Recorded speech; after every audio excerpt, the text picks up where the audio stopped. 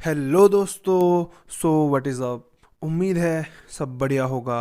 I am hero और not के पिछले एपिसोड पे आपने देखा, हमें पता चलता है जिस लड़की को हंसू ने कंधे पे उठाया था वो फेरी किंगडम की प्रिंसेस होती है, जो हंसू को ढूंढने के लिए निकल जाती है। अब हमें कहीं जंगल का सीन दिखाया जाता है जहाँ वो छोटा गॉड कहता है, क्या अभी भी तुम जिंदा हो?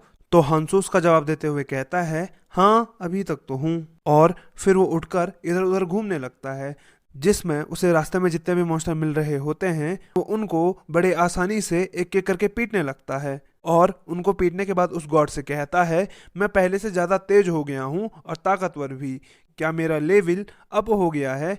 जिस पर वो अपनी सिस्टम विंडो को देखता है, तो उसे देखने के बाद कहता है, नहीं अभी भी मेरे लेवल में कोई चेंजेस नहीं आए। उसके बाद हम जैसे स्क्रीन पे देखते हैं तो उसका डिविडेंड बढ़ चुका होता है, जिस पर वो गॉड से पूछता है, ये डिविडेंड क्या होता है, तुम्हें इसके बारे में कुछ पता है? जिस पर पहले तो छोटा गॉड हंसता है और फिर हंसू से कहता है, मैं तुम्हें बस इतना ही कहूंगा, ये जितना ज़्यादा होगा उतना ही अच्छा होगा।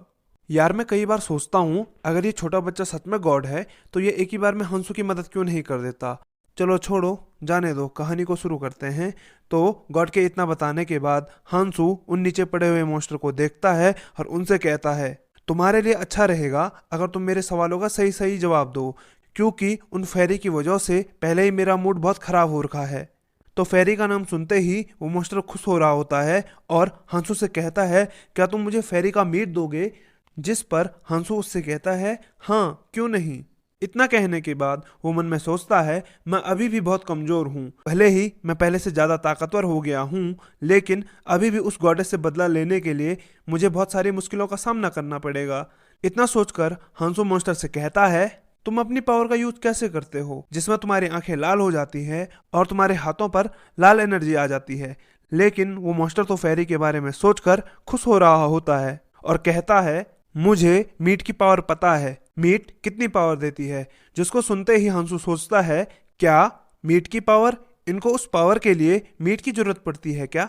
फिर वो सोचता है, नहीं यार ऐसा नहीं हो सकता, मेरे पास अभी पूरी जानकारी नहीं है, मैं ऐसे ही किसी नतीजे पे नहीं पहुंच सकता हूँ, मुझे पहले इन मॉन्स्टर के साथ रहकर इनके इकोसिस्टम को समझना होगा। हंसू के इतना सोचने के बाद ये सीन यहीं पे कट हो जाता है और हमें टेम्पल का सीन दिखाया जाता है, जहाँ एथेना उन बच्चों से कह रही होती है, मैजिक को यूज करने के लिए पहले तुम्हें अपने दिमाग में सोचना होगा कि तुम्हें कैसा मैजिक चाहिए। जिसके इतना बताने पर वो बच्चे मैजिक का यूज करने लगते हैं, लेकिन तभी तक ये बंदा प्रिंसेस से पूछता है, मैजिक को यूज करते वक्त क्या कोई मैथ भी अप्लाई होती है? जिसका जवाब देते हुए प्रिंसेस कहती है, क्या मैथमेटिक्स ये वही है ना जिसका यूज व्यापारी लोग करते हैं? जिसको सुनते ही वो मुंह बनाकर कहता है, मेरे कहने का मतलब है, क्या हमें मैजिक यूज करते वक्त ये भी सोचना पड़ता है कि हमें कितनी पावर यूज करनी है? जिस पर एथेना कहती है, नहीं ऐसा कुछ भी नहीं होता है, तुम मैजिक इसीलिए यूज कर पा रहे हो क्योंकि तुम एक अच्छे मास्टर से सीख रहे हो। जिस पर उस बंदे को यकीन नहीं होता और वो सभी से कहता है, ऐसा हो ही नहीं सकता, मैंने मांगा और नोवेल में मैजिक के बारे में पढ़ा है, अगर मैं अपने मैजिक के साथ मॉडर्न नॉलेज को मिला दूं तो मैं आसानी से एक आर्चमेज बन सकता हूँ। जिसके इतना कहते ही वहां पे एक बूढ़ा मैजिशियन आ जाता है और वो प्रिंसेस से कहता है, प्रिंसेस तुम हीरोज को गलत सिखा रही हो, ये लड़का सही कह रहा है, हमें मैजिक के पीछे कुछ मैथ भी अप्लाई करनी पड़ती है। जिसको सुनते ही वो बंदा खुश होते हुए कहता है, देखा ना मैं सही कह रहा था। इतने में हमें बताया जाता है, तलवारबाजी में तुम्हें ताकतवर बनने के लिए बार बार लड़ाई करनी पड़ती है, जिससे तुम्हारी स्किल और भी बेहतर हो जाती है, जबकि मैजिक में ऐसा नहीं है। मैजिक में ताकतवर होने के लिए तुम्हें ज्यादा से ज्यादा नॉलेज को इकट्ठा करना पड़ेगा, यही चीज मैजिक को तलवारबाजी से अलग बनाती है।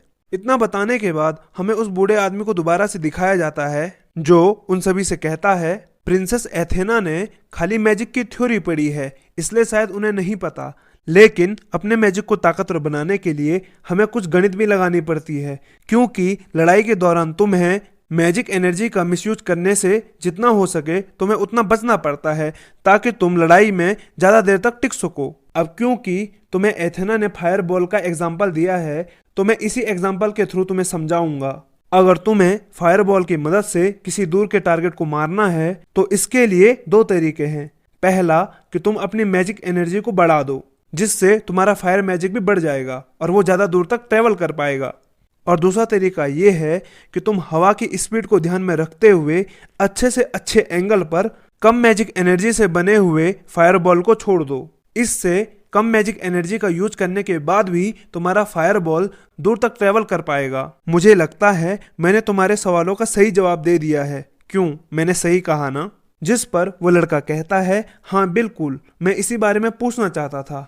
उसके बाद वो प्रिंसेस से कहता है, ये हमारे हीरोज हैं जो इस दुनिया को बचाएंगे। अगर तुम इन्हें ही सही तरीके से नहीं बताओगी तो कैसे चलेगा? अब से और मेज भी तुम्हारी मदद करेंगे ताकि हीरोज जल्दी से जल्दी मैजिक के बारे में सीख सकें। अब हमें टेंपल में ही दूसरी जगह का सीन दिखाया जाता है जहां आसूस उन सभी हीरोज को कहीं ले जाते हुए कहता है, आप में से जो हीरो स्वॉर्डमैन बन चुके हैं उन सभी का बैंक्वेट हॉल में स्वागत है। जिसके इतने आलीशान कमरे को देखकर वो बच्चे कहते हैं, ये कितना लाजवाब है। मुझे यकीन नहीं हो रहा उस धूल भरे ग्राउंड में उतनी देर तक तलवार चलाने के बाद हमें इतना अच्छा टी ब्रेक मिलेगा। फिर वो सभी टी ब्रेक के लिए टेबल पर बैठ जाते हैं और आसूस उनसे कहता है, उन लोगों का सम्मान किया जाता है जिन्होंने तलवारबाजी को चुना है। मैं उस वक्त बहुत सरप्राइज हो गया था जब मैंने तुम्हारी बातें सुनी। हर कोई सोच रहा था तलवारबाजी की ट्रेनिंग बेकार है, लेकिन मैं आप सभी को बता दूं ऐसा नहीं है। इसके लिए मैं आपको कुछ दिखाना चाहूंगा। और इतना कहकर वो कमांडर ऑफ नाइट को लड़ाई के लिए चुनौती देता है, जिसके कहने पर कमांडर भी तैयार हो जाता है और वो आसूस सभी हीरोज के सामने तलवारबाजी के जलवे दिखाने लगता है। जिसको देखने के बाद वो बच्चे कहते हैं, ये कितना शानदार है, क्या यही असली तलवारबाजी की ताकत है? इतने में आसूस अपना एक पावरफुल अटैक तैयार करने लगता है। जिसको ऐसा करते देख वो कमांडर भी अटैक करने के लिए उसकी तरफ बढ़ता है, लेकिन जब उन दोनों की तलवारें आपस में टकराती हैं तो हम देखते हैं कमांडर की तलवार पूरी तरह से टूट जाती है और वो कमांडर आसूस से कहता है, मैं हार गया। तो आसूस कमांडर से कहता है, इतनी अच्छी फाइट देने के लिए शुक्रिया। जिस पर कमांडर अपना सिर झुकाते हुए आसूस को थैंक्स कहता है और आसूस के इतने अच्छे प्रदर्शन को देखने के बाद वो सभी बच्चे उसकी तारीफ करने लगते हैं। अब ये सब दिखाने के बाद हमें वापस से जंगल का सीन दिखाया जाता है जहां हंसू उस मॉन्स्टर को शिकार करते हुए देख रहा होता है और मन में कहता है, मुझे इस मॉन्स्टर को फॉलो करते हुए काफी दिन बीत गए हैं और मैं इतने दिनों से इसको फॉलो इसीलिए कर रहा हूँ ताकि मैं इसकी पावर के बारे में जान सकूं। इस दौरान इसको जितनी बार भी मौका मिलता है तो ये मुझ पे अटैक करने लगता है, लेकिन ये एक बार भी कामयाब नहीं हो पाता क्योंकि ये बहुत कमजोर है। मुझे तो ये किसी भी एंगल से लेवल 6 का मॉन्स्टर लग ही नहीं रहा है। मैं तो अब तक ये भी समझ नहीं पाया हूँ आखिर इस मॉन्स्टर ने 2 फेरिस को कैसे मार लिया, लेकिन इसके साथ रहकर मैं काफी कुछ सीख चुका हूँ। अब हांसू ये सब सोच ही रहा होता है, लेकिन तभी वो मॉन्स्टर उसे कहीं का इशारा देता है, जिस पर हांसू कहता है, तुम्हें कुछ मिला क्या? पर वो जैसे उसका पीछा करता है तो वो देखता है उस मॉन्स्टर ने अपने हाथ में एक खरगोश पकड़ा हुआ होता है और उसे खाते हुए कहता है, फेरी का मीट गंदा, खरगोश का मीट अच्छा।